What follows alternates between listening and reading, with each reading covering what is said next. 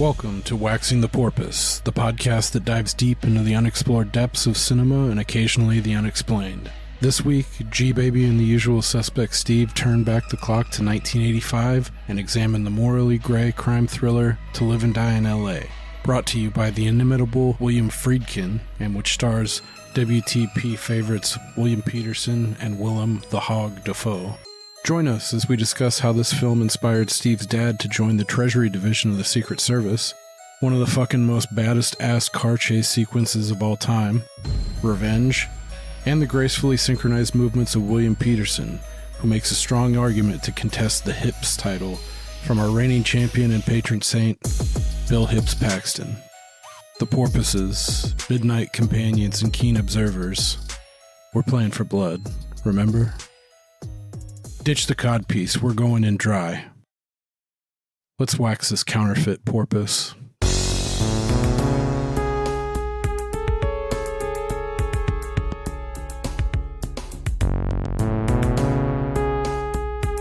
Chase, don't do that.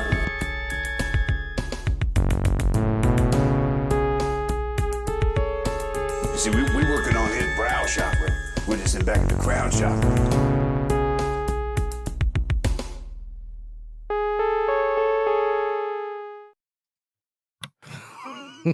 That's gonna be fun. Okay. In 3, 2, 1. All right, welcome to Waxing the Porpoise, the podcast where we dive deep into the dark and uncharted waters of film, high strangeness, and everything in between. This evening, we cordially invite you to join us on this episode 94 to discuss the 1985 crime thriller banger To Live and Die in L.A. Before we dive in, Dick first. Introductions are in order. I will be your host, resident Cloaca admirer, Jim G. Baby. You are not in control! And to my virtual right, joining us on the Cinematic Odyssey is our co-host, Bluesman Shit, the usual suspect, Steve. Lord, to take arms against the sea of travelers! How's it going, man? Doing good. Sherry Diddy. I went on a little Billy Madison mission for bumps, which was a fun rewind. Yeah, I haven't seen it in years, like probably 10 plus years, but I caught the end of it on TV the other night and watched it for a few minutes. Definitely good. Business ethics. I loved the montage where they're doing the game and stuff. I totally forgot, like, when they're doing the cooking one and the guy gets lit on fire and then they're playing it with this music and he's like, and this guy's burning alive in, like, the test kitchen. Damn, I don't even remember that part. Yeah, It's I been didn't either. so long. Or the one, like, when the pee pants shit Oh, yeah. on the field trip and the old granny's like, If If peeing in your pants is cool, you consider me Miles Davis. oh my God, that's the grossest thing I've ever heard. Yeah, that one, I always forget that too. All right. We are back in action, and I am excited to talk about this film. I just rewatched it last night, super fresh in my mind, and it was a lot better than I remembered. I've always liked this film. This is probably maybe my second or third watch, maybe 4. But it's been a while since I had seen it, and I really had a great time. This is a really good fucking follow-up to Blindside, which, as we all know, or if you listened last week, I wasn't too fucking hot on. So felt good to watch something cool, and I think it should make for a pretty interesting discussion. As per usual, Steve Dog, had you ever heard anything or seen anything about this film? No, not a thing. And did you watch a trailer? Did I send you a trailer before this? Or did you just go in fully blind? You sent me a trailer, but when I saw it was our boy William Petersen and a young Willem Dafoe and John Turturro, I just stopped because I knew, I'm in at that point. So yeah, I wanted to go in fresh. Nice. Cool. I don't know. We've been kind of kicking it back and forth. Do you want to give your take, or you just want to get into it and it'll kind of evolve, or do you want to give I mean, I think it's pretty obvious this movie kicks serious ass from Fuck beginning yeah. to end. F and A caught.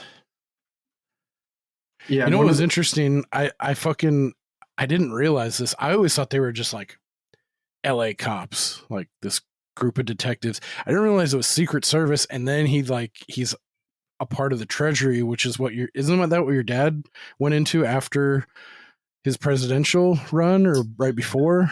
He did treasury stuff. That's a good question. I don't recall, because I know that I could have swore that's what he said. I know that's like a dual, because everybody thinks of Secret Service as like asset protection, like president and important people, but they do a lot of counterfeit investigation and any sort of paper crime. Mm-hmm. So I only watched this earlier today, so I didn't even have time. I was going to text him or call him and see if he had either seen this movie, highly doubtful because he's like me and his movie acumen, but he might have read the book because it was written by a former agent. Yeah. So I'm sure he has to be somewhat familiar with this. Right. I feel like this has to go in their circles. Well, and this was the time frame. I'm trying to remember when he got out, because my brother was born in 1984 and my dad was a cop at that time. And then he went into the Secret Service. So wouldn't it be funny to find out this movie, he's just watching it getting jacked like, I'm in. This was the indoctrination tape for him. Yeah. Yeah, I feel like like people who are into baseball, or like like any kind of niche thing that has its own movie that represents it. I feel like this has to be the treasury section of the Secret Service. This has to be like their whatever the fuck you call it. Just like a Bouncers would be Roadhouse. Their favorite movie is Roadhouse. Like, but yeah, I wish I would have known that and planned and could have had him on for this. I think that would have been fun. Is it it would be interesting to hear him, just to hear his take on some of the stuff. I'm sure it's a lot sexier than the reality, but it can still be fun nonetheless. Like, Dad, you didn't ever knock off a guy to steal money for front money for this other off the books investigation? Huh, weird. Yeah. You didn't kill an FBI agent to try to... You didn't have a side piece that you extorted for information on the reg? I do kind of like that everybody in this movie is kind of a piece of shit. They don't like overly, rub your face and, that this guy might do bad things, but he's actually a good guy at heart. It's like, no, everybody just sucks. Yeah. Exactly. Yeah, that really jumped out to me this time too, because I thought there was like, in the back of my mind, there was like a way out or a redemption angle, and it's just no. But even before that, it really cements it. I think we'll get there, but where I was like 2/3 of the way through, and I was like, he's not a good dude. Even like that. I think the first indication you get is when he's banging that chick and she says something like, what if I stop giving you information? He's like, I'm going to send you back to jail. And then it's just like straight face, no sarcasm. Yeah, while he's like taking a shit, drinking a cup of coffee after they just fucked. Like, he's just like cold as ice. Yeah, like, shirt unbuttoned to the belly button. That's another indicate. And then he just leaves like, oh yeah, you're an asshole. Yeah. Yeah, he's a real piece of shit.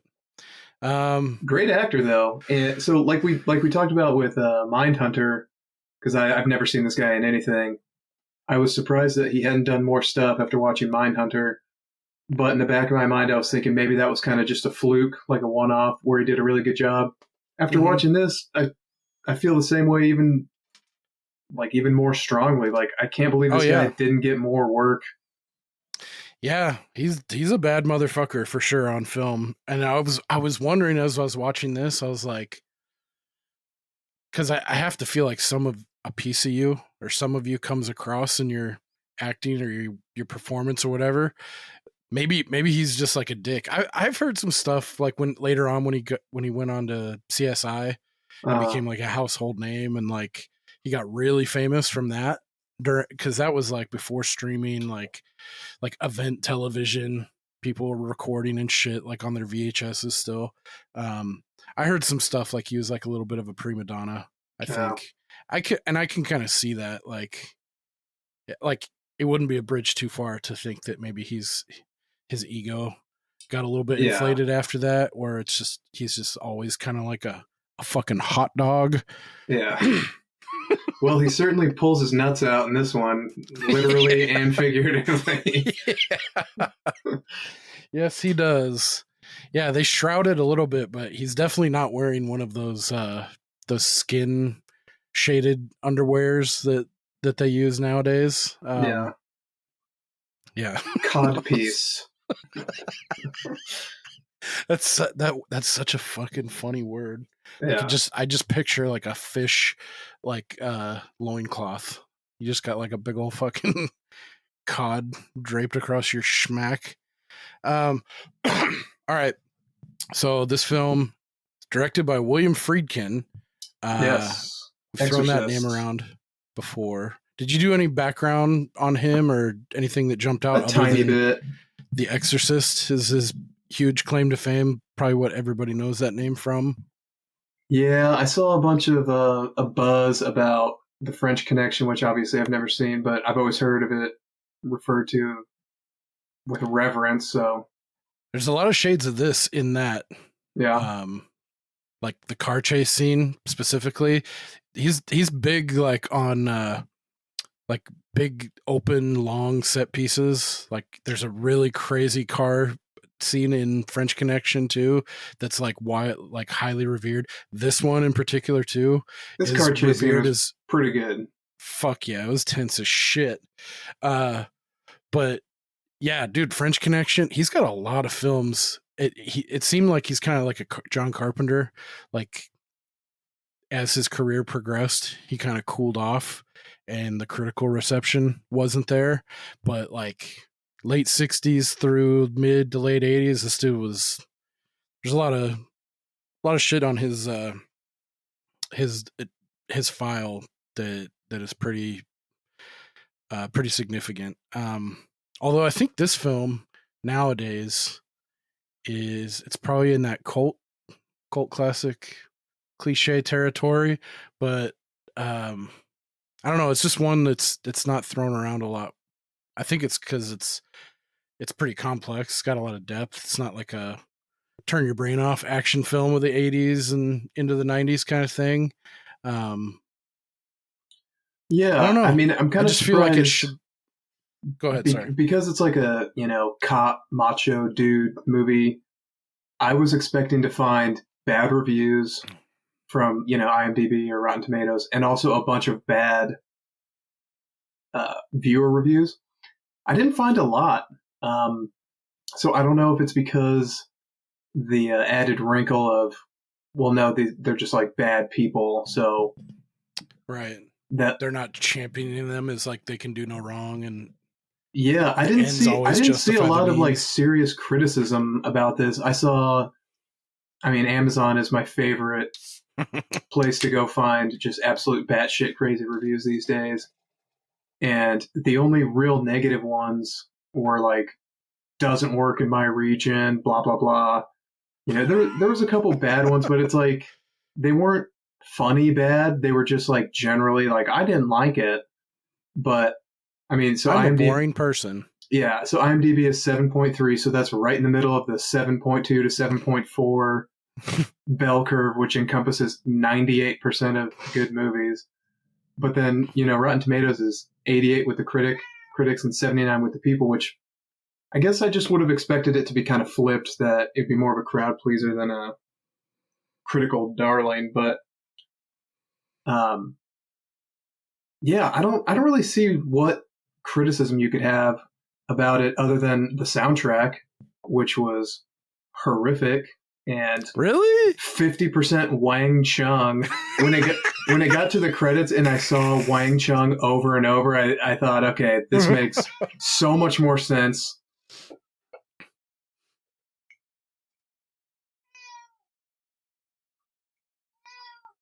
Excuse me. I liked what they did. One of the ones that they bring back a couple times, the kind of like the charging like beat for like some of the tense scenes. I wish that was played a little bit differently. I wish it had a different sound to it, but overall, like I really like the intro. Well, there's really two intros to this movie, and I like both of them. But I think they overused the second one. But yeah, I would have preferred something a little bit more synthy because I'm a slut for that kind of stuff. Yeah. But I thought I felt like it matched the tone and like LA in the 80s, you know, like it kind of.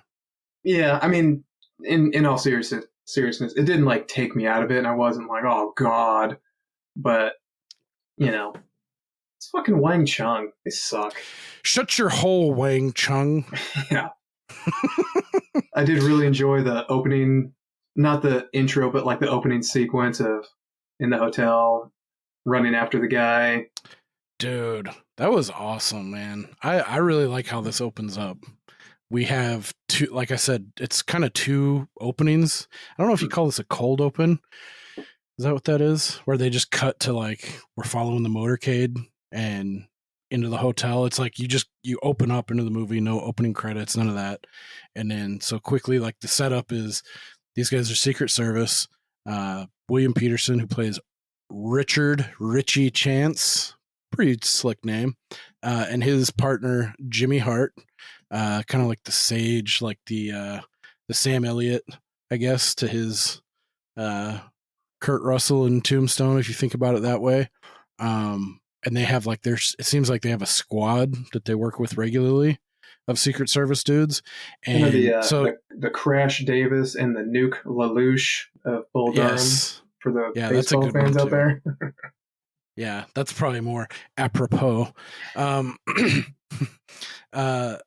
And so they don't come out and say it, but it's set in present day LA, which is, I think this is 84 going right into 85 because this takes place between December 84 and January 1985. It takes place over like a month and some change, but you hear in the background like it's Reagan's voice, and it's the presidential motorcade. And I like too how they're doing that like shift change. He's like, "Is the man playing tonight?" He's like, "Yeah." As soon as he's done with his speeches, he committed to it half an hour, and they're all kind of jazzed, you know, like they're gonna get to play with the big man, some cards, and then right there, I like how it like there's this weird clatter, a noise in this hallway of this big ass nice hotel, and right away, William Petersen, Richard Chance, he hears that and he goes into like, you know, focus mode, like something's off. Something's afoot here.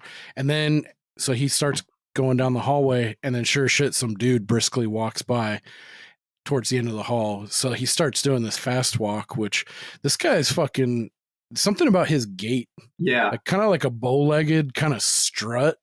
I don't know what it is. It's unique, I'll say. So I was thinking the same thing later when he's chasing the guy through the airport. I was like, this guy runs like he's a dancer. Like he's so nimble on his feet. That's all I kept thinking. Because he's like he does jumping all these over chairs. Jump moves. Yes. I was like, this guy is an athlete and he wants to show it off. Yeah. I was thinking that exact same thing just later on. Yeah, that's funny. I was wondering if that was just me like hyper zeroing in on people's idiosyncrasies, you know, but oh no. Same here. It's like this man is flight of foot in every sense. It also, though, at the same time when he's like walking, it looks like his ankle's gonna snap. Like it looks like he walks almost on the outside of either foot. He's a golden retriever with hip dysplasia. It could just be like a weird cowboy. Like I'm a hot, like you said, I'm hot shit. I'm the hot dog. I'm gonna strut around. There was some times where I was like, he's walking with his hips only. Yeah, like those fuckers are rotating. He's got that dorsal flexion, like fucking. Yeah. So he thinks something's afoot, and then he gets down to the end of the hall and he sees a tray for like room service, and then he instinctually like goes down, picks it up. There's nothing in the food tray, so at least to him that signals like, yeah, something's fucked up here. So he somehow thinks to race upstairs. Also, I liked what he said on his intercom or his earpiece. This little line of dialogue. He's like, when he thinks something's up, what's he say? Fuck. I thought I wrote it down. I don't remember what he said. He's like, post 3, I got to shake. Oh. I was like, what does that mean? It sounds cool. So then, yeah, he goes to the rooftop of this fancy ass hotel, and he starts, and immediately he sees like a security guard face down, either dead or incapacitated. So he knows he's onto something, starts booking around, and then we get generic terrorist of the month, rigging himself with like a bomb jacket, bomb vest.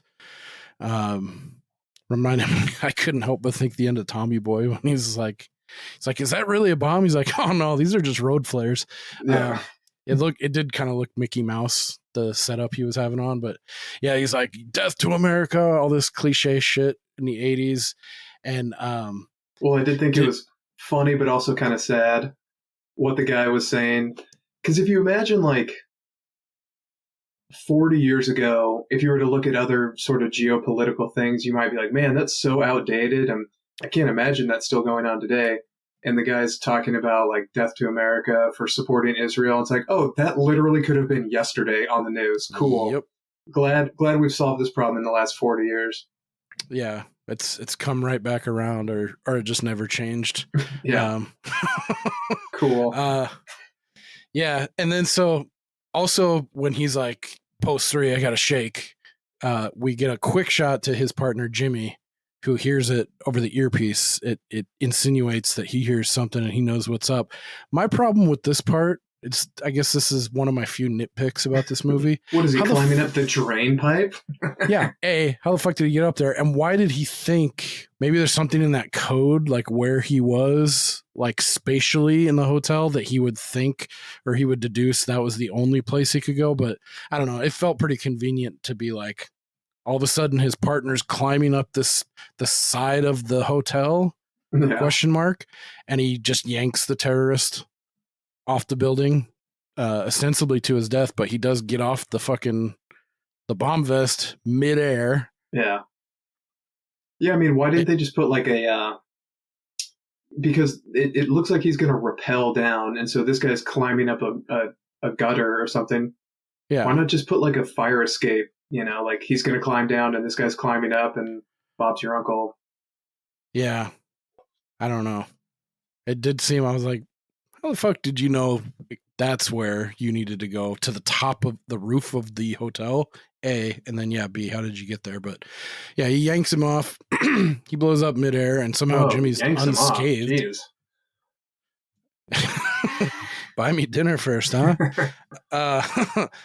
And then we get the cliche, I'm getting too old for this shit. And then we cut into the actual opening, which I really like. I want to spend a little bit of time on this because just the way it's shot, it's pretty artistic shit going on here. But like we get our actual intro or opening where we get the opening credits and such, and it's just a close up of the side profile of like a 38 snub nose or whatever that is, firing, just a gun firing, and then we get this hard cut to this like apocalyptic looking like red haze, palm trees in the distance, and we just kind of stick on that shot, and then we get this weird fucking title card lettering in like the most toxic, like poison green, big block letters for the last name, and this like neon red blood like graffiti cursive for the first name. It was just a really weird like graphic design choice. This is cocaine inspired for sure. Okay, yeah, we can just chalk it up to that. That's like, what I was thinking. That looks sick. All right, yeah. Yes. More neon green. More Wang Chung, please. Yeah.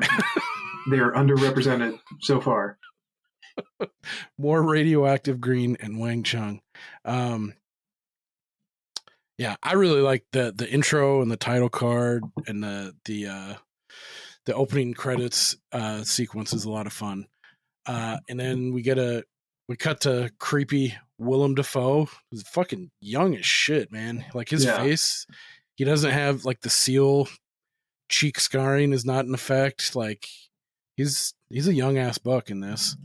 Yeah, but it doesn't take long to figure out like this guy's got serious chops, so not surprising that he went on to turn into who he turned into. I can't remember when Platoon came out, like with Charlie Sheen and Tom Berenger, the Oliver Stone. He was in that too. I think, pretty sure that predates this. Maybe not though.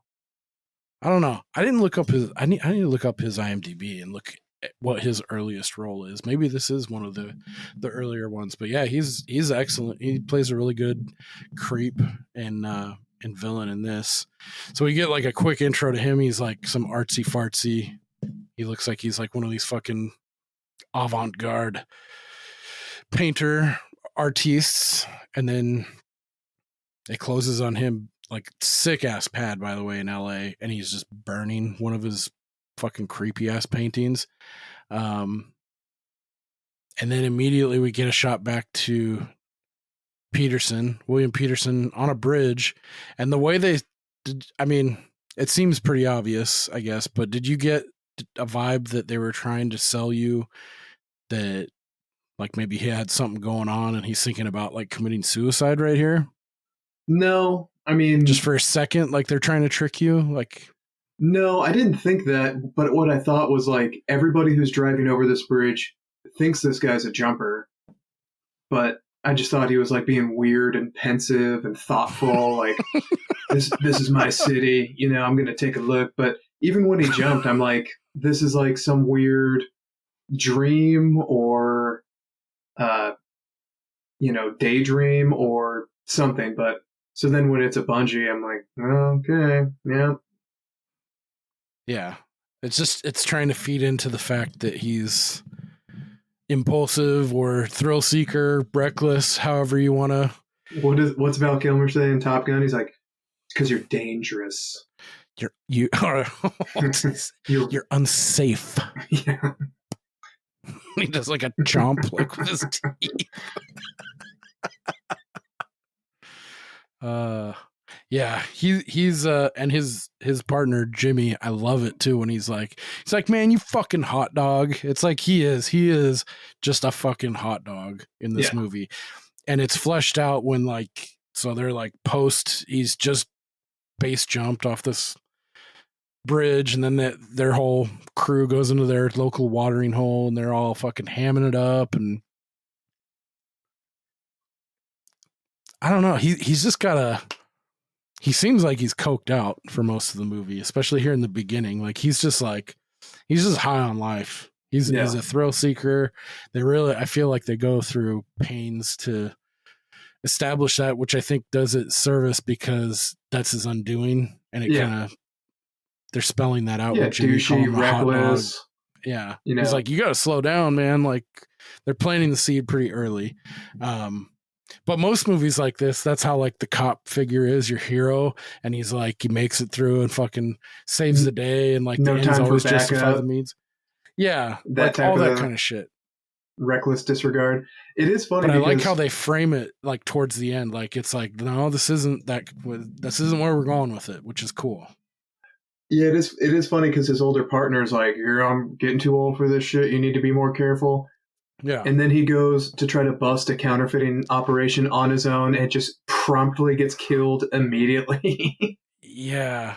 So yeah. I guess they're not too different after all.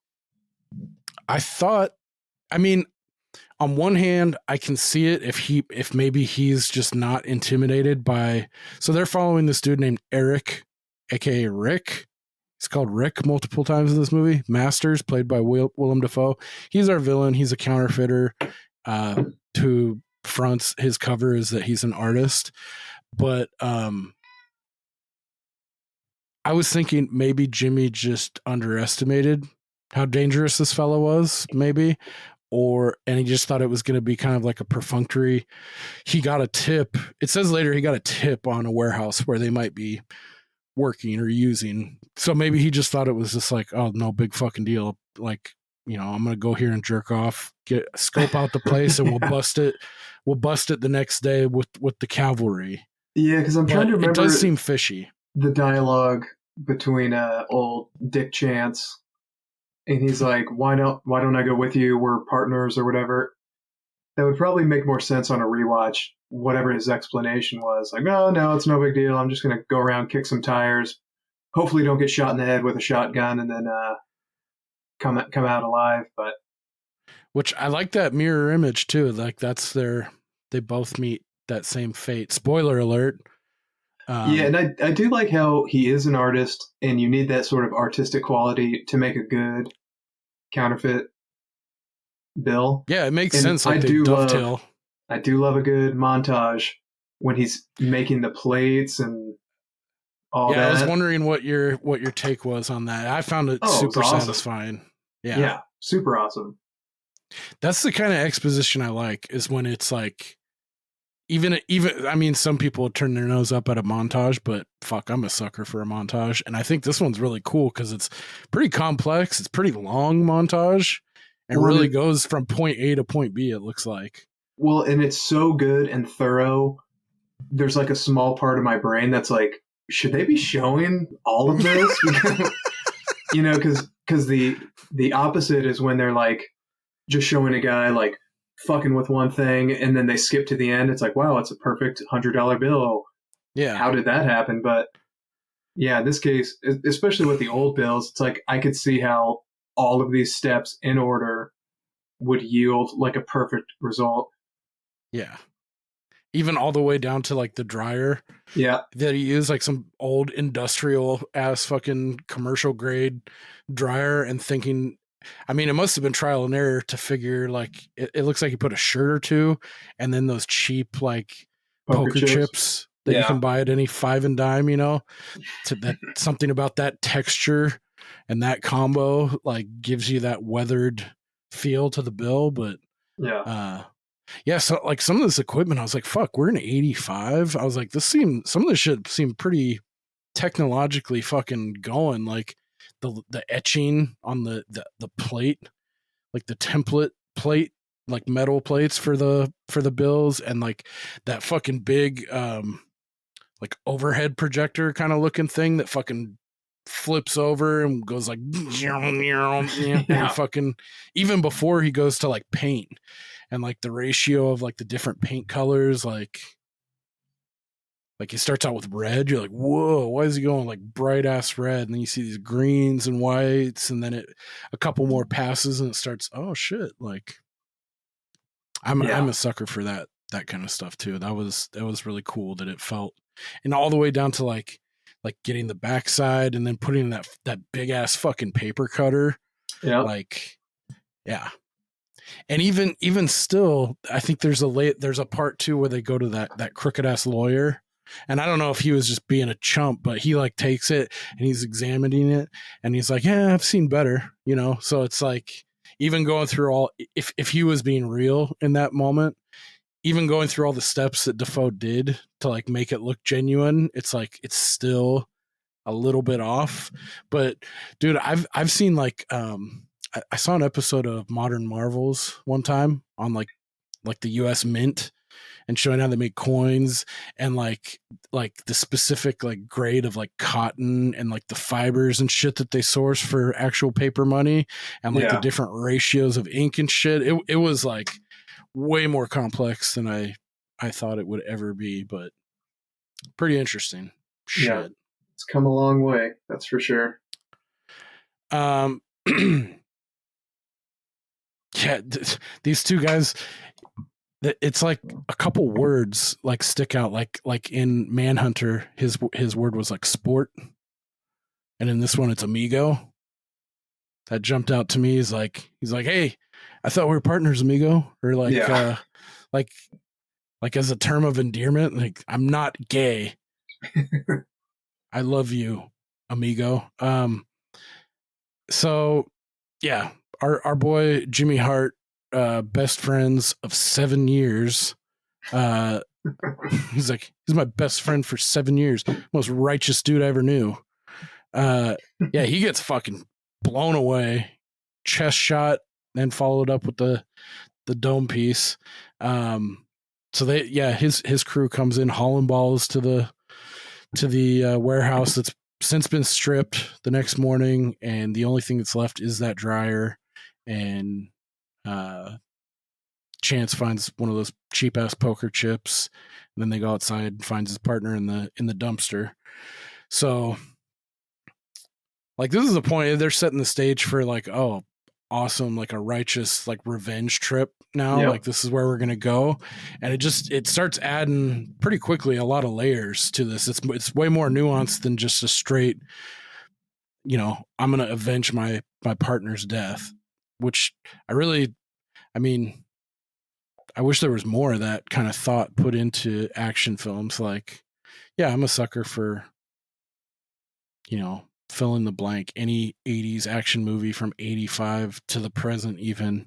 But the ones that can, like, balance, like, the depth and without being overly pretentious and stuff, like, I feel like they got that kind of secret sauce, like, pretty dialed with this one. Yeah, I mean, it's hard not to sympathize with somebody who's like, I'm going outside the rules because I have a personal vendetta of retribution.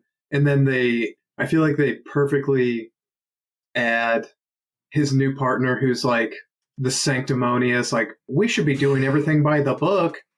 And because immediately you're like, fuck this guy, Yeah.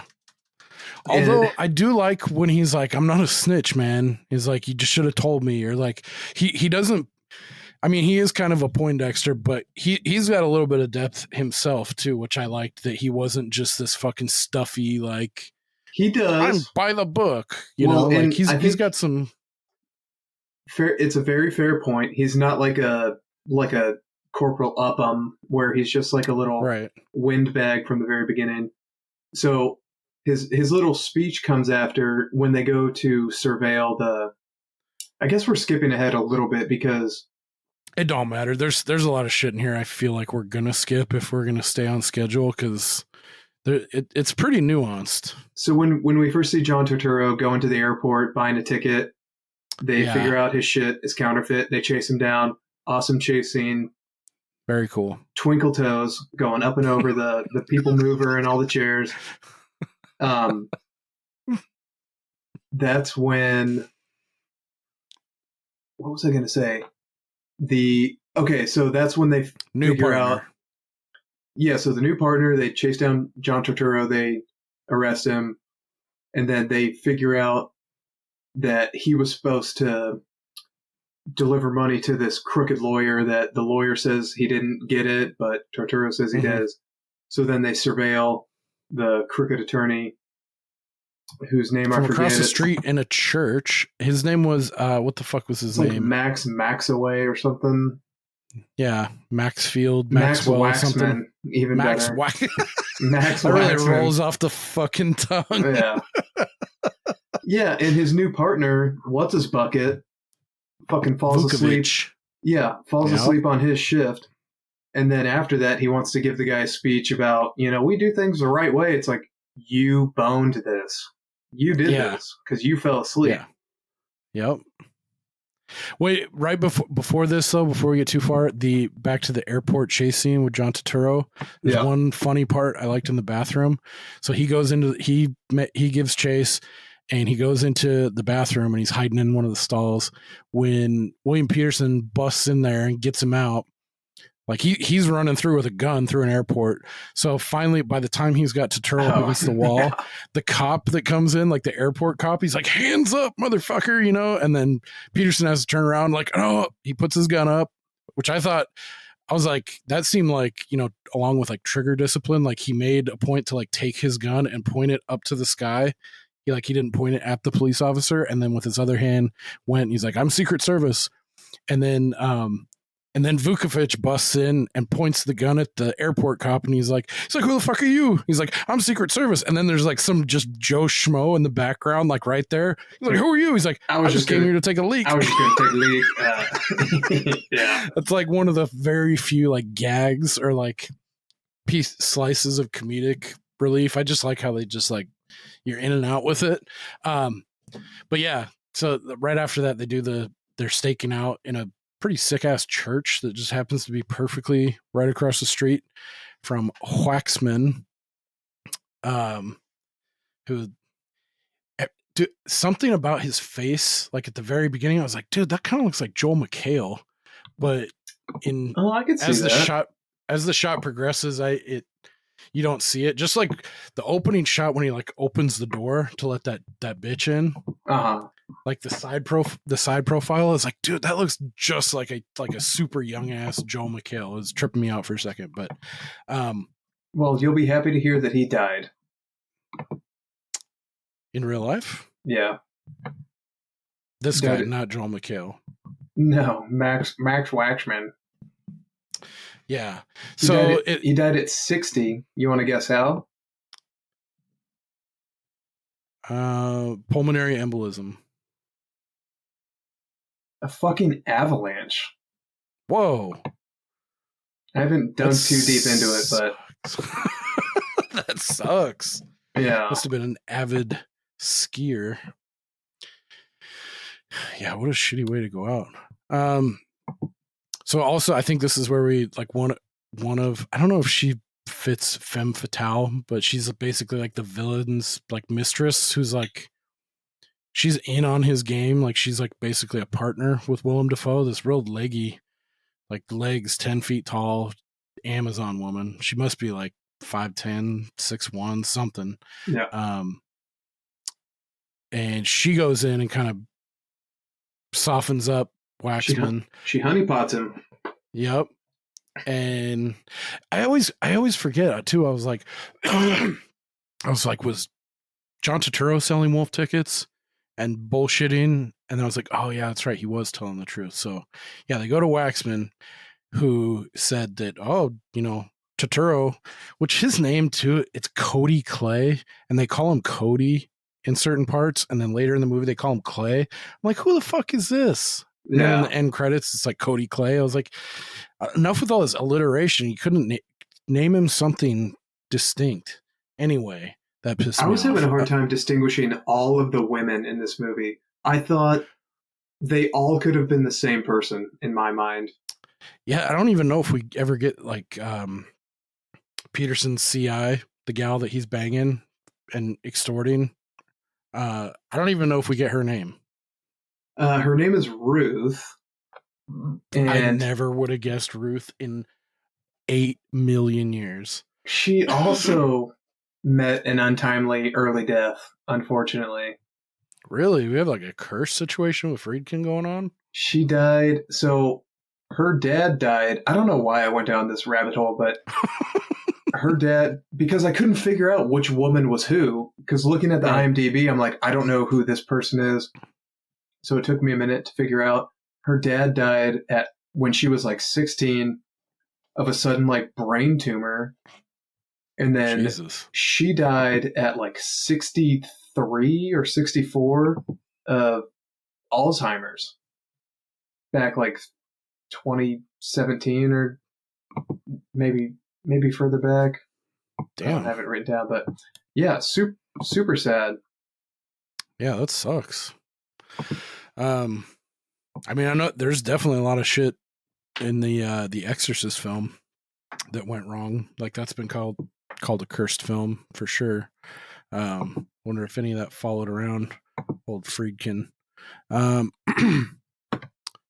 But yeah, so what did you happen to catch the name on Willem Dafoe's gal?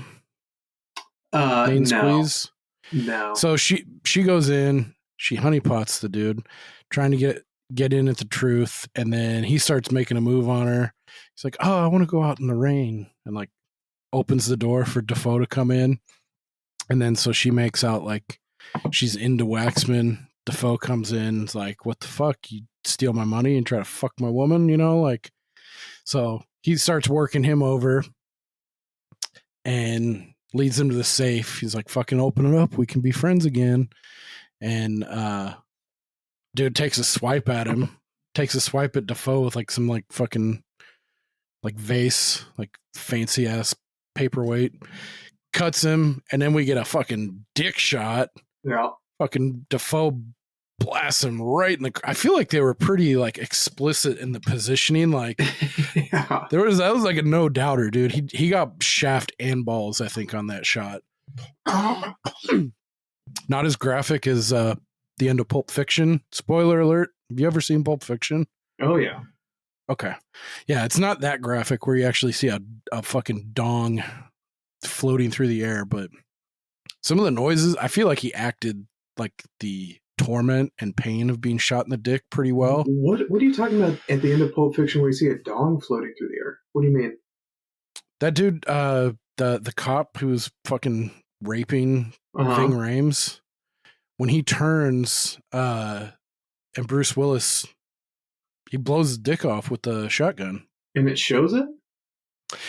It shows like matter flying. Wow. It doesn't, you can't be like, oh shit, like that's clearly a cock and balls or a shaft like careening through the frame.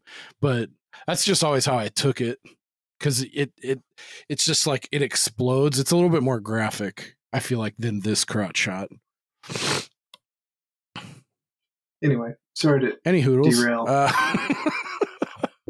So they kill him, they get their money back, and then he knows that Turturro didn't lie, so he can still trust him, but he's in a predicament now on like thinking it, like weighing the legal implications, because so Turturro got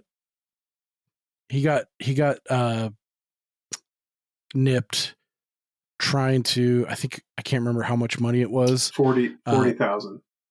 And so Dean Stockwell of Quantum Leap fame, any fans of that? Also dead. Yeah. He's been in a ton of stuff. I can't remember what else. It's not jumping out at me, but famously Quantum Leap. He's the kind of slimeball lawyer of Willem Dafoe. He's like, I can't get him out. He's gonna have to serve the whole nickel. Yeah, I recognized him from something on his extensive. Oh, he's from Air Force One. He's one of the like defense secretary or something.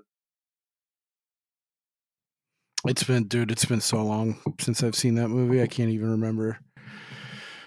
Get off my plane. Yep.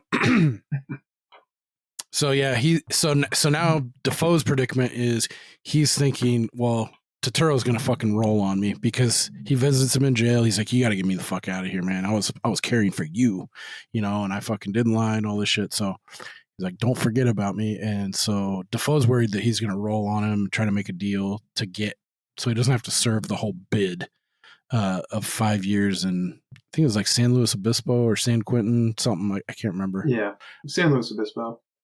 Okay. Gorgeous. And so help me right here. Where do we get? So we did skip over. I wrote down 2 lines that I thought there's no way you're going to pass them up. And you passed one. I think it's when old Dickie Chance is talking to the gal. Did I skip up the encounter with his CI? I think I did. Well, now I'm doubting myself. Where he just like goes to her house and proceeds to strip off all of his clothes and like, we're fucking right now at 6 a.m. Yeah, and she's asking about money. Oh, you know what? This might be later. Yeah, I guarantee you already you have this written down. Yep, I can see your face. I know you're reading it right now. No, I remember in my brain. You want bread? Fuck the fuck the baker. Yep. I should have pulled that as a soundbite. God damn it, that is a good one. But yeah, that's where he's like before, and he's like schmoozing her, and like they're making out and fucking getting down, and it's like that post-coital, like clarity, post-nut clarity, and he's like having a cup of coffee, taking a dump, fucking reading the pape.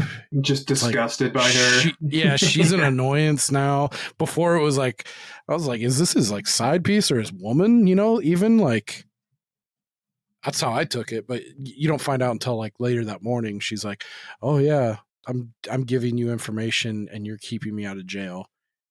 And you get to fuck me. But yeah, he I think before he said, yeah, it's like $500, you know, for if we get a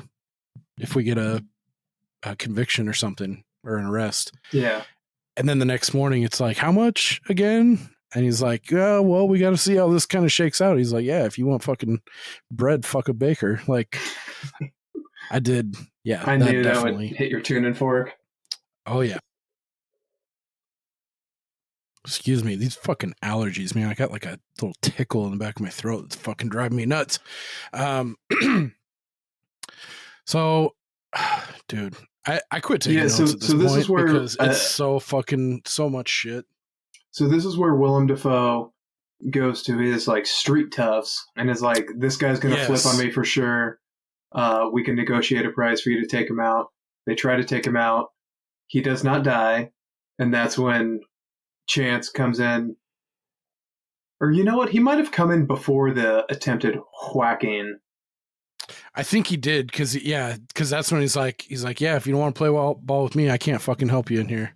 Because he gives him an offer, and Turturro's like, no, I'm not fucking rolling over on anyone. Like he doesn't want that stigma of being a snitch. So this was, I think, my only ticky-tacky part where he goes to talk to him. He's like, I can protect you, but I need you to basically testify. And he's like, I can't do it. And then he goes to get like the deal signed from the judge or whatever, who they have like that weird interaction. It's like, okay, but he said he's still not, he never said he was going to agree to the deal. You're just going to get it anyway. And then, yeah, he must have just been like, I know he said he's not going to do it, but I'll get him to do it if I can just get the judge to sign this thing. And so that's when the guys come after him. And this was the other line that I'm sure you have written down or thought about when he's trying to get him to inform on Masters. He's like, if you're looking for a pigeon, go to a park. Yeah. Dude, Turturro's awesome in whatever he's in. He's a fucking great actor. Yeah, I was really small bummed. Role in this. Well, I was really bummed when it looked like they were going to take him out. It's like, fuck, he hasn't been in this for very long. But then when he survives and goes on, I was very pleasantly surprised. Can we get much higher? Yeah, I couldn't remember this part. I was like, oh yeah, okay, this is where they take out Turturro, move on to the next thing. It's like, nope. I like how like on either end of the spectrum, both with our villain Masters and William Petersen, they're both, it seems like, pretty continuously getting, or pretty regularly getting wrenches thrown into their fucking plans. Yeah.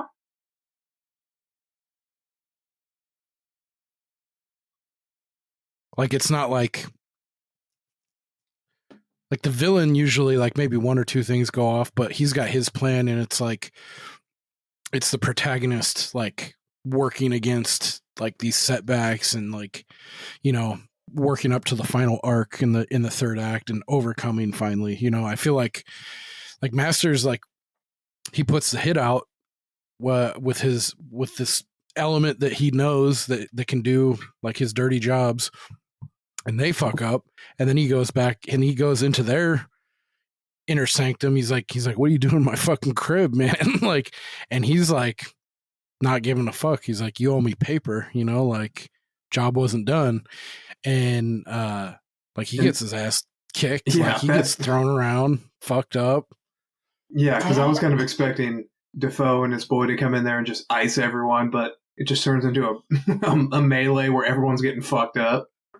Yeah, and he does have, so Dafoe has this one, like, heavy, like, henchman, like, his, like, right-hand man dude that took out Jimmy at the beginning, and it's kind of with him. That's kind of like his ringer, and even he gets tossed around a little bit at the beginning of this before he finally squares up and gets his shotgun out and starts fucking making hay with that.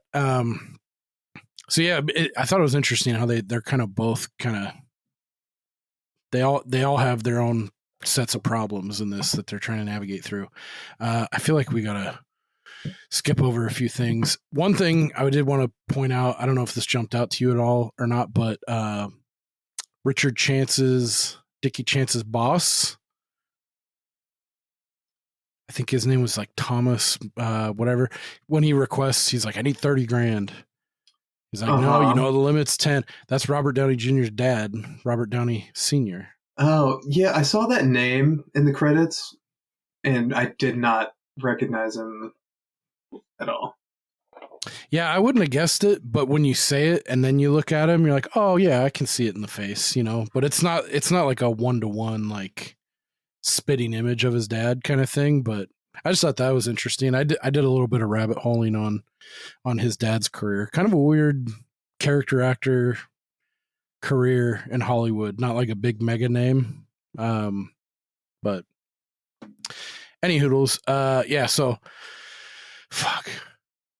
So at this point, in order to, so him and Petersen and Vukovic, they get a lead through someone, maybe Totoro, on. So they're trying to Vukovic goes to Master's lawyer. That's right. And is trying to arrange something, and the lawyer is like pretending like he can't, fuck over his client, but he's like, I can arrange a meeting.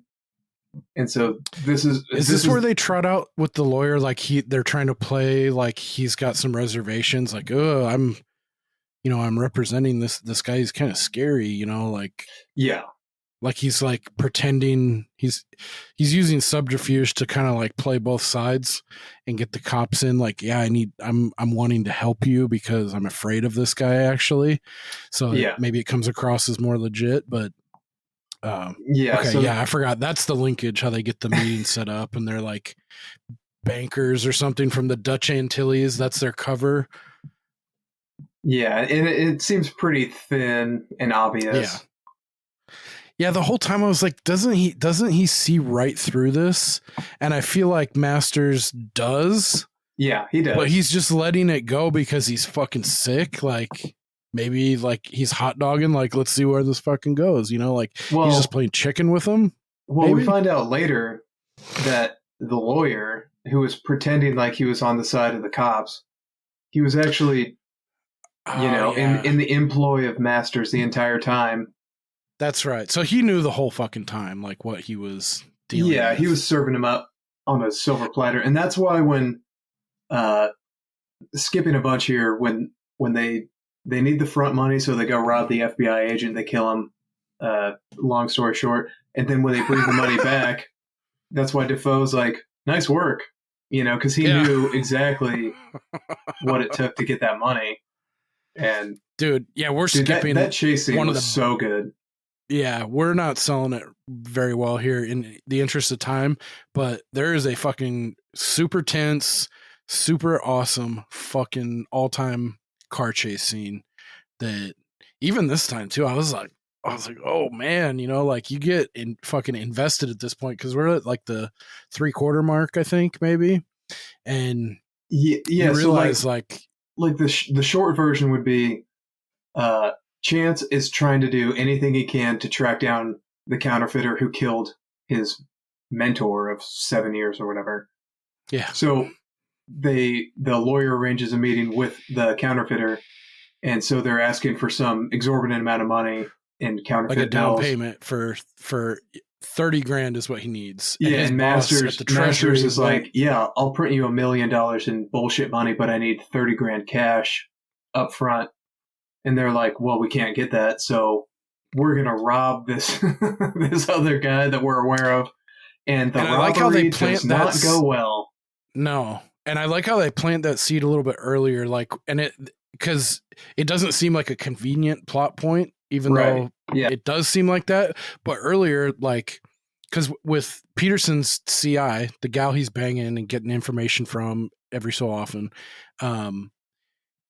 like he's got a fucking death wish. He's one track mind on any information to get close to Masters because he killed my buddy. Like he's in revenge mode, and just as a matter of course, like maybe a third of the way through the film, he's like, "What else you got?" You know. And she's like, "Oh, I know this guy who comes in from San Francisco and fucking buys diamonds and this and that and fucking exchanges counterfeit money, whatever." He's like, "Nah, fuck that." Like at the time, he's like, "Yeah, no, that's no good." And like, and they don't dwell on it; they move on, and you get into other plot points and stuff. But he remembers that, and it's like, oh, because I think it was like the figure was $50,000 is up in the air on this deal.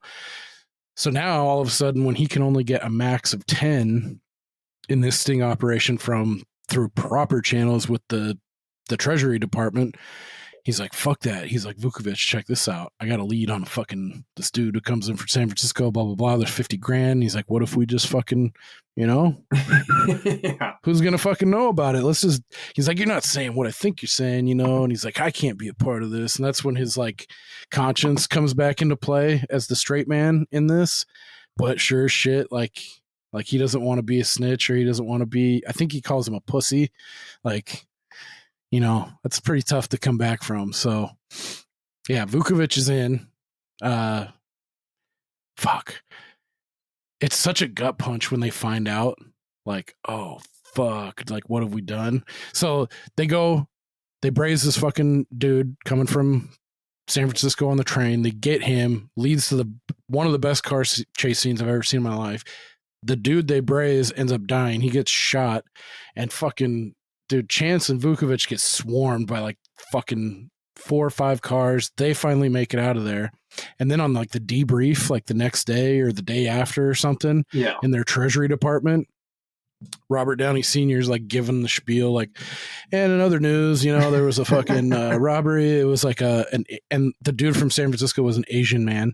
It's like one of our field agents from the San Francisco office, like whatever, Kim Leung or whatever, was shot dead in cold blood, and they took the money and all this shit. And like, we're looking for, 25 to 35, 2 individuals, brown hair, blonde.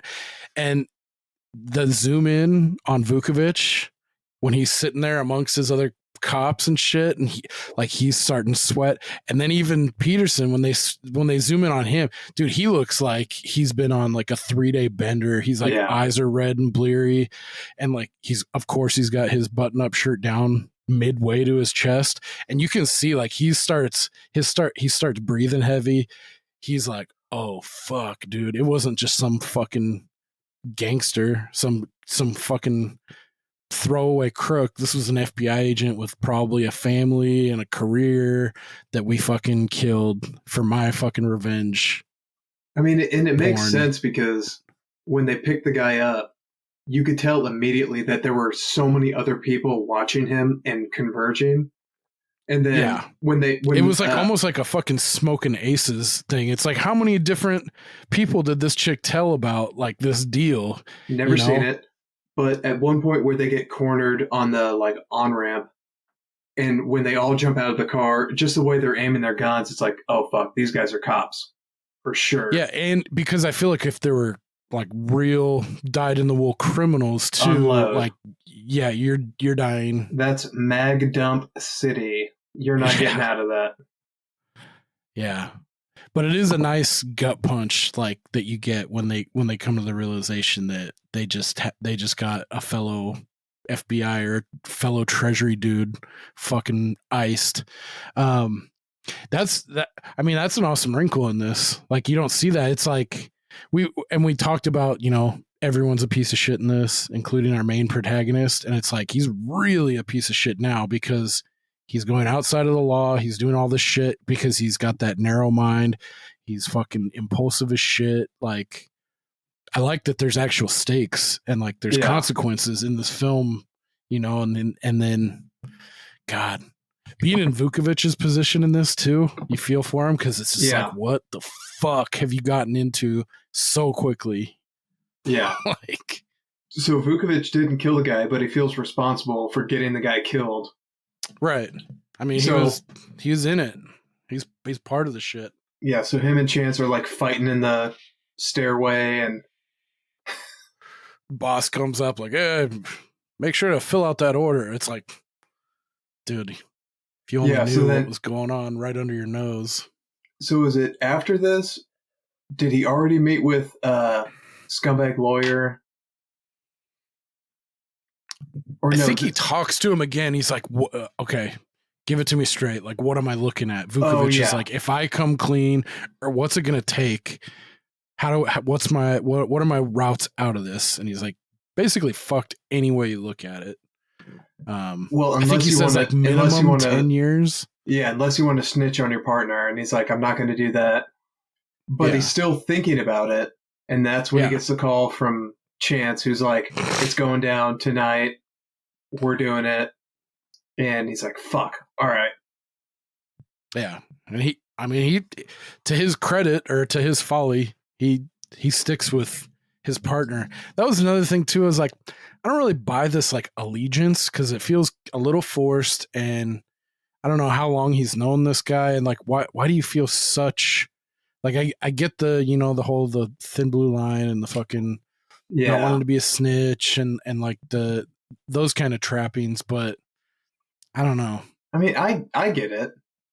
That part didn't really rub me the wrong way. It's like you don't want to be that guy. Yeah, but like seeing like how off the rails this dude is, I mean, it feels like a little something else, you know, like this dude's going in Dirty Harry mode, like pretty hard. Yeah. Hopping around couches, fleet of foot and all this shit. Like, I mean, the man's an athlete. It's undeniable, but his legs move as if independent of his body. Yeah, fair point. Either way, I mean, to his credit, Vukovic does fucking sack up throughout. Is this where we get to our penultimate locker room scene for the exchange of money? Okay. So Chance takes Vukovic with him for the exchange, and it does not go well. And Master's henchman shoots Chance in the face with a shotgun, and they show it. And Chance shoots him with his gun, and so Masters takes off. Once again, this is Vukovic fucking up. He fell asleep watching from the church, and so when they went into the locker room, they confirmed, "Here's your cash for the counterfeit money or whatever." Chance says, "Hey, lock up this guy, Jack or whatever his name is, and I'm gonna lock up Masters." Once again, Vukovic fucks up, doesn't asleep at the wheel, doesn't secure his man, and he's allowed to go and grab a shotgun and kill Chance. So I don't see how the fuck that happens. Like, I mean, it's for the movie. I just feel like they could have done it in a better way, because Vukovic has this guy in his sights, 6 feet? Between 5 and 10 feet away? He's got him dead to rights. He's got his gun trained right on him. And Chance tells him, put your fucking hands on the top of the locker. Yeah. So his hands are up. Vukovic has him center mass right aimed at his chest. How do you let him move hands into locker, pull, maybe cock? Is it already cocked? Shotgun, spin, blast. I feel like there's room in there that shouldn't have happened, or I feel like, I don't know. It all does happen bang, bang, bang in this scene. And every time it catches me off guard. It's like, oh fuck. But the first time it's like, dude, this is awesome. They killed our hero character just like that. And there's still 15 minutes left in this movie. It's like, what are we doing here? Like, yeah. I really like that this decision to like do this, because it's a culmination of like him meeting the same fate as Jimmy, ignoring all the signs, impulsive, blah, blah, blah, blah, blah. And it's like, you fucking no backup, off the books. Yep. He might have been better off going in alone, actually. You think? I mean, his dumb fuck partner didn't... I mean, he couldn't have done any worse. Yeah, his dumbass partner didn't cuff the guy. Oh, I think that's what it is. That's the moment he found it. He's like, he's got his gun trained on him. He's like, go cuff that motherfucker. It's like, keep the gun on him. Cuff Masters. He's just this fucking puny motherfucker that, you know, you could just throttle right now. I feel like the big guy is more of like the threat in this situation here. Let's like get Masters taken care of and cuffed up. I mean, I'm splitting hairs at this point. I feel like two on the big guy would be like the better tactic, but maybe I'm way off base. But I think the way I understood it was one on each, and when dipshit didn't cuff up his guy, that's when he, you know, guerrillaed out and grabbed the shotgun, and that gave Masters a chance to escape. Mm-hmm. I don't know. Yeah, I feel like this is pretty unorthodox. Like, I feel like if you're going to kill someone for like shock value that's supposedly or purported to be one of your mains, you do it early for that like initial quick gut punch or earlier. But to do it like almost right at the end of the film, I feel like that's pretty, for this kind of movie, it's pretty awesome decision. Yeah, because it brings it back to having stakes. Actual consequences are happening here. Yeah, and then when it shows Vukovic alone, alive, like, oh fuck, they're gonna pin all of this on him. Yeah, like he's like, guy. Why'd you do this to me? He's like, he can't be dead. He's like, wake up. And yeah, you can't help but be like, okay, fuck, you're in this position. What do you do? He got caught up, and now he's holding the bag. Dude, such a mess. Ugh. And we don't even know what happened to Totoro at this point either. Yeah, is he still in the wind? Like, no, that was a weird part that they didn't really explain. They don't really do anything with him. No, because Chance goes and gets him. Right. And that was a cool scene with his wife or whatever, and they fight, whatever. He gets him. But he doesn't say he turns him in. Yeah. So I don't know what happens here. Yeah. With great Totoro's character. I feel like they got like some kind of piece of info, but I can't point to what that does for them at the end of this movie. I don't know. I watched it pretty late last night, and but yeah, he goes back for him, but I don't know if he closes the loop on Totoro. So I mean this seems kind of sprawling at this point. No. I mean, for Vukovic, like there's Totoro in the wind. I mean, that was they were partners, so that's part on him. Your partner's dead. Where'd this cash come from? You got the fucking agent from San Francisco dead. Masters is gone. I think the point of Totoro at the end was he knew where that warehouse was with the Chinese no, that was or was that earlier? That was a different woman who was talking about how good his art was, and he had a studio that was like downtown across a bridge. Okay. With a Chinese character that didn't look actually Chinese at all. But that's how Vukovic finds Masters, is because Masters didn't know that warehouse of his was that they knew about that. But nonetheless, he went there because shit's going down. So he goes back to his secret warehouse, he thinks, and lights everything on fire to start new, like scrubbing it basically, like how he did at his other site where they killed Jimmy Hart. But he doesn't know that Vukovic knows about this place. So at least good on Vukovic for knowing, like, okay, that's my next move in all this. I need to go straight there. And it almost seemed weird though, like I couldn't tell like if Willem Dafoe's character at this point is like, I want to get caught, or if he's playing like some weird kind of mental chicken here, because he's just like standing in that building and like in awe of all of his shit burning. I was like, pretty sure I saw like a propane canister and some shit that's like highly explosive like nearby. Like, did he want to like kill himself, or did he want to get, I don't know. But because he almost lets Vukovic just like take him in or kill me. And then Vukovic, like, I don't know what, he like drops down to one knee. He's like, fuck, what am I going to do? And then Dafoe just like, hits him with that fucking 2x4 across the face a couple times. So I don't know. It's a weird ending. Well, I think between this and the actual ending too. I think he'd have resigned himself to the fact that he was caught, couldn't escape, and was gonna die, gonna go down with the ship. But then when he saw Vukovic, who was really dumb, he's like, well, maybe I can just 2x4 this guy out of here. And like, I can't believe how incompetent this guy is. So maybe I can bash him and so it's a short story. Yeah. Now, if you want to crown them, then crown their ass. Yeah, Vukovic has got a really unfortunate like hairline. Like something about his head shape and hair. I'm just like, it's like a fucking goon. Yeah, he sucks. Yeah, so Dafoe gets lit up, dies. Yeah. By fire. That was pretty cool.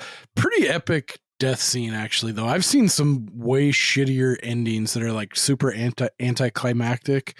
And I guess maybe in this part you could make the pitch for that, but I thought it was pretty cool. Like the way he eats those bullets and then fucking like his foot skids across like a pool of turpentine or something and he fucking goes up. It was a pretty good effect, like practical man on fire effect. Yeah.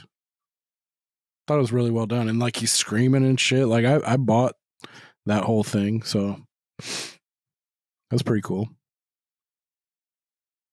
What about this, the ending? What did you think about this? This kind of tripped me out because I didn't remember most of this. I think at this point, it's just like, what the fuck? Yeah, I was a little confused because I thought Vukovic, like, he's fucked. There's no getting around it. So by him going to Chance's mistress and being like, you work for me now, cue Wang Chung song. It's like, wait, but you're still fucked, buddy, because you killed a federal agent. Yeah. You're going to federal fucking prison. Yeah, and also, I don't know if that's what you were asking about, but when Willem Dafoe's lady went to his house and the lawyer was there, and he's like watching the video of her banging him. Is that what you were asking about? Well, I mean, that's I guess all of it. That part's weird too. Yeah, like, I didn't get that either. Did you notice the gal that she's lesing out with that she's got serious eyes for? Daphne from Frasier. I didn't recognize that, but I saw her from earlier when he's like, "I got a gift for you." Oh yeah, no, I'm talking about the actual actress. She didn't jump out at you from anything else. I think that's the only thing she's been in of note, or that I knew her from. But yeah, she played Daphne from Frasier, the like British. Oh yeah, caretaker. I remember it well. Pretty crazy. Well, I guess this was pre-Frasier, so yeah, that's pretty wild to go from that to Frasier sitcom comedy. The penny was a gift, Todd. Yeah. I don't like, I feel like I don't know what they were going for, but as you see Vukovic come up throughout the movie, he just looks like a fucking dolt, just like a regular, like company man, like sport coat, tie, white shirt, like nothing crazy, like a JCPenney suit kind of thing. And at the end, I feel like they go out of their way he's got the same Richard Chance kind of strut on him, and he's wearing that same black shirt that's buttoned down to like mid shirt, like it's buttoned 4 buttons down, and he's wearing like a leather jacket too, or something sporty. He does. It's a distinct departure from the way he's looked every other point in this movie up until this. I felt like they were like trying to hint at like, you know, I'm so fucked. I'm just going to lean into the chance mantra. Like, I'm going to lean into just being fucking impulsive and just like, I don't know. It was really weird. And then you get shots, because you get shots they show of Richard Chance from earlier in the film that they just bring back real quick. And then they show a scene of him in his truck, like that big ass fucking like K5 Blazer that he had off in the distance pulling up. I was like, what is this? I don't know. I just got the insinuation that like, and then he's like, you work for me now. And then it just roll credits. Like, I don't know. I felt like they were trying to imply that like he's the successor to this fucking hot dog kind of character, like spiritually or what. I don't know. To me, that's another part of this film that like you're doing something, but I don't know if I like it. I don't know if I really buy it. Like I feel like you could have clipped this whole last 5 to 10 minutes off and just left off with Masters going up in flames. Yeah, it's interesting. Like, what's the message? Like, because the way I interpreted it was this guy who's been like goody by the book, who now kind of understands where his predecessor was coming from with going outside the bounds of the law, but also it's like, is this guy gonna just continue the legacy of raping this girl for information? Yeah, like what? You work for me now. And she's like, all right. Yeah, it feels weird. It feels like a weird, like a herky jerky misstep, you know, to me. Like you're coming down the stairs and you think you're hitting that step and you miss it and you go down to the second one beyond that. You're like, ugh. Yeah, it was a pretty corny last line. Oh, please. All right, cool. Well, I'm stoked that we were able to get through that in the time allotted. But yeah, I know some people like to listen to reviews on stuff, whatever it is. It doesn't matter. They don't matter if shit gets spoiled, and then they'll go back and watch it if it sounds like something they would like after kind of getting into it. If that's you, I mean, dear listener, I highly recommend you watch this yourself for sure. And to people who have seen it, let us know what you think. And back to earlier when you were talking about like, you know, its ratings and such, I think I was getting at the fact more that I'm just more surprised that this doesn't get talked about more. For as good as it is and like acclaimed and everything that it has going for it, I feel like it's one of those kind of odd films that doesn't get talked about much. But yeah, I'm surprised that's too. Just me. And yeah, that fucking William Petersen just didn't write a rocket ship after this. I mean, he did do Manhunter after this, but I think in terms of like features, the next one was like Fear from '96 with Reese Witherspoon, which he's pretty good in that too. He's not as badass, but I mean, it is kind of like dad porn. Like he's getting revenge on this dude that's this creep that's fucking his daughter, you know, and actually turns out to be like this fucking homicidal maniac. So you get that revenge angle on that too. But yeah, he didn't beyond CSI after that. He did that for like 10 years. He didn't really do a whole heck of a lot, but yeah, business is business. Cool. So this is a yes. We can mark this in the approval column. That'll take us up from an 87.5 up to, if my math's right, it should be an 87.7. Bingo. Did you count Blindside as a yes or a no? I wanted to mark it a no, and you were like, let's mark it a yes. Let's mark it a yes. Okay. Yeah, so that is with Blindside. Okay. as a yes. I almost feel like I shouldn't even count it on principle because I hated it so much and I made you watch it. But fuck. It's all right. Yeah, we can't all be winners. Next week, I don't know what we're going to be doing. It's a question mark. We got to fill in the gap. I kind of want to do something other than a movie. I got a couple ideas, so I'll float them to you. So TBD for next week.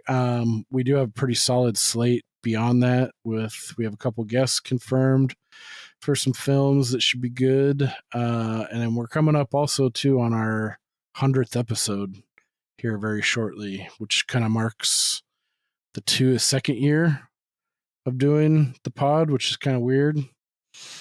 I think when you get in a mode and then you sit back and you're like, whoa, fuck, we've been doing this for 2 years. That's pretty cool that we've stuck with it. I mean, I've had some bumps here and there due to me, mainly, or 100%. But yeah, I feel like we've been pretty consistent, which is cool. I didn't think most of the time, like I have grand plans for things and I get them like a third of the way or halfway and it kind of fizzles out. So I'm glad I appreciate you sticking with us and being just as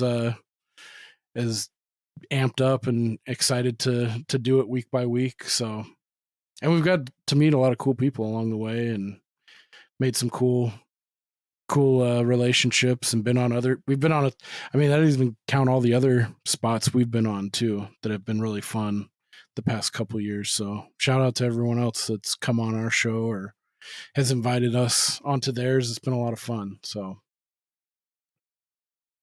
coolio. I agree.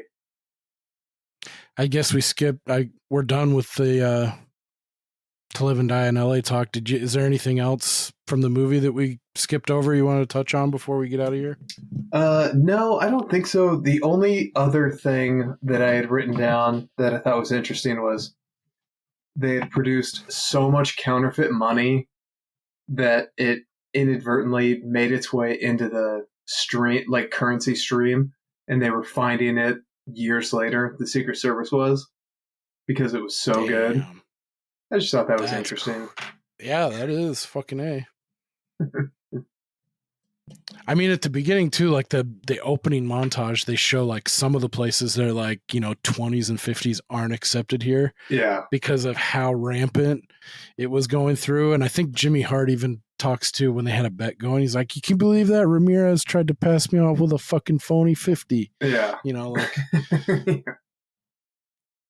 yeah, that's wild. I kick myself because I always forget that this is like the significance of your dad's experience in the Secret Service and with Treasury and all that. How he said he did some of that after the presidential details. This would have been a cool one to tee up and just to get his, even if he just shit all over it, like, that's fucking not how they would do it, or it'd be cool to see the other side of the coin.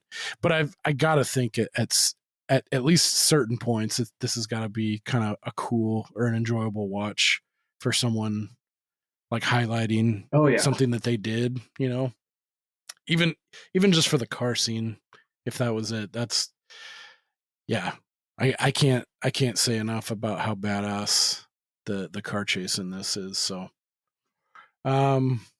cool. So yeah, if fans of this movie, if we got anything wrong, or if you have any opinions or anything you want to talk about, or if you just want to send us some good old fashioned hate mail, you can do so at waxingtheporpoise.com, or either of our socials. Instagram is at waxingtheporpoise, Twitter X is at waxingtheporp. Yeah, like I said, TBD for next week. Any final thoughts, Steven? Nope. Alrighty. Well, that'll do it for us. Thank you for tuning in. If you'd be so kind, leave us a rating or a review. Apple Podcasts is the most helpful, but Spotify, if you want to give us a rating, we would greatly appreciate it. Until next time, we will see you when we see you, and we will see you later. Na, na.